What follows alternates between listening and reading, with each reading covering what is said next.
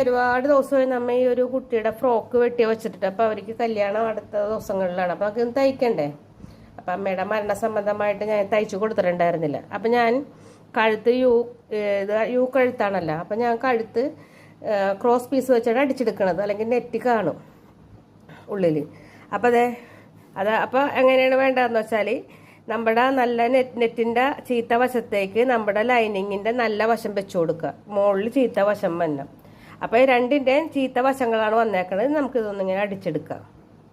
അപ്പോൾ നമ്മൾ അതുപോലെ അടിച്ചെടുത്തിട്ടില്ലേ, ഇനി നമുക്ക് ക്രോസ് പീസ് വെച്ച് ഇതൊന്ന് രണ്ട് വശത്തെ ബാക്കും ഫ്രണ്ടും ക്രോസ് പീസ് വെച്ചെടുക്കണം.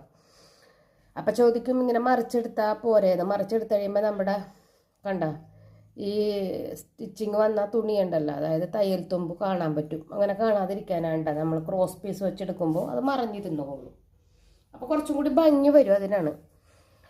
അപ്പോൾ ഈ ക്രോസ് പീസ് നമ്മളിത് ഇതുപോലെ ഒരു പീസ് 3 പീസ് വെട്ടിയെടുത്തിട്ടുണ്ട് കേട്ടോ. അപ്പോൾ ആവശ്യമുള്ള പീസ് എടുക്കുക, വീതി കൂടുതലുണ്ട്. ഇനി ഇതിൻ്റെ മുകളിലോട്ട് നല്ല വശത്ത് വെച്ചിട്ട് നമുക്ക് ഈ ക്രോസ് പീസ് ഒന്ന് അടിച്ച് മറിച്ചെടുക്കണം. അപ്പോൾ കഴുത്തിൻ്റെ ഈ ഒരു ഭാഗത്തേക്ക് വെച്ച് അടിച്ച് മറിച്ചെടുക്കാം നമുക്ക്. അതെ, കഴുത്തിൻ്റെ 2 വശത്തെ നമ്മൾ ഇതുപോലെ ക്രോസ് പീസ് വെച്ച് അടിച്ചെടുത്ത് എന്നിട്ട് ചെറിയ കട്ടിട്ട് കൊടുക്കണ്ട കേട്ടോ ഇവിടെ. എന്തിനാണെന്ന് അറിയാമല്ലോ നിങ്ങൾക്കത്.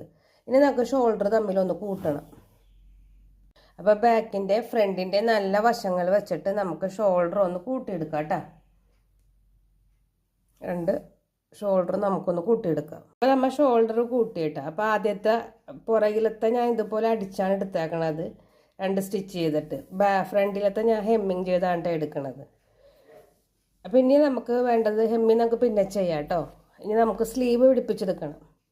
അപ്പോൾ ആദ്യം നമുക്ക് സ്ലീവാണ് പിടിപ്പിക്കാനുള്ളത്. അപ്പോൾ സ്ലീവിൻ്റെ അകഭാഗവും അതുപോലെ തന്നെ നമ്മുടെ മെയിൻ ലൈനിങ്ങിൻ്റെ അകഭാഗവും ഒന്നിച്ചാക്കുക.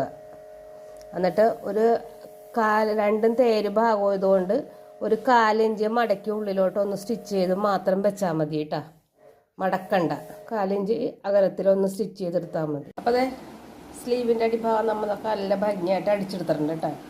ഇനി നമുക്കിത് ഇതിലേക്ക് വെച്ചൊന്ന് പിടിപ്പിക്കണം. അതായത് നമ്മുടെ ഷോൾഡറിൻ്റെ അവിടെ നിന്ന് നടുക്കുന്ന 2 വശത്തേക്ക് ഇതൊന്ന് വെച്ചൊന്ന് അടിച്ചെടുക്കുക. അപ്പോൾ 2 സ്ലീവ് നമ്മൾ ഇതുപോലെ ചെയ്തെടുക്കണം കേട്ടോ.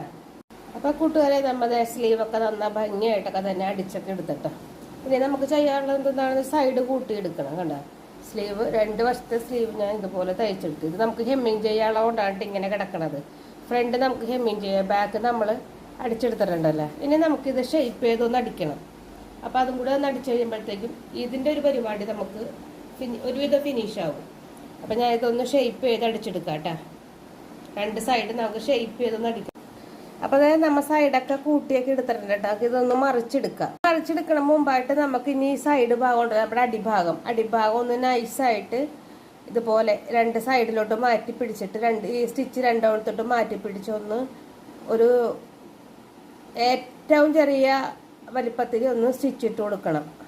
അപ്പോൾ ആദ്യം ഒരു സ്റ്റിച്ച് ഇട്ടിട്ട് 2ാമത് സ്റ്റിച്ച് ഇട്ടാലും മതി. കാരണം ഇത് നമ്മൾ ക്രോസ് കട്ടാണുള്ള ചെയ്തേക്കണം. അപ്പോൾ അതിൻ്റെ ഒരു ബുദ്ധിമുട്ടുണ്ടാവും കേട്ടോ. അപ്പോൾ അത് നമ്മൾ ലൈനിങ്ങിൻ്റെ നല്ല ക്ലോത്തിൻ്റെ ഒക്കെ അടിവശം നല്ല ഭംഗിയായിട്ട് തന്നെ അടിച്ചെടുത്തിട്ടുണ്ട് കേട്ടോ. കണ്ട, ഇനി നമുക്കിതൊന്ന് മറിച്ചിട്ടെടുക്കാം. നല്ല ഭംഗിക്ക് തന്നെ നമ്മളതൊക്കെ ഒന്ന് അടിച്ചെടുത്തിട്ടുണ്ട് കേട്ടോ. കണ്ട, ഇനി ഇത് ഹെമ്മിങ് ചെയ്തെടുക്കണം. അടി വരെയുള്ള ഇത് നമ്മൾ നല്ല ഭംഗിക്ക് തന്നെ അടിച്ചൊക്കെ എടുത്തിട്ടുണ്ട്. നോക്ക്, മനസ്സിലായില്ലേ? കാണാൻ പറ്റുന്നുണ്ടല്ലോ അല്ലേ? ഇതാണ് നമ്മുടെ കണ്ട, ഇത് ഫ്രണ്ട് വശമാണ്, ഇത് ബാക്ക് വശമാണ്. ഇനി നമുക്കിത് ഇതിൻ്റെ പണിയെല്ലാം കഴിഞ്ഞ് ഇതിന് നമുക്കൊരു ഫുൾ കോട്ട് തയ്ക്കണം.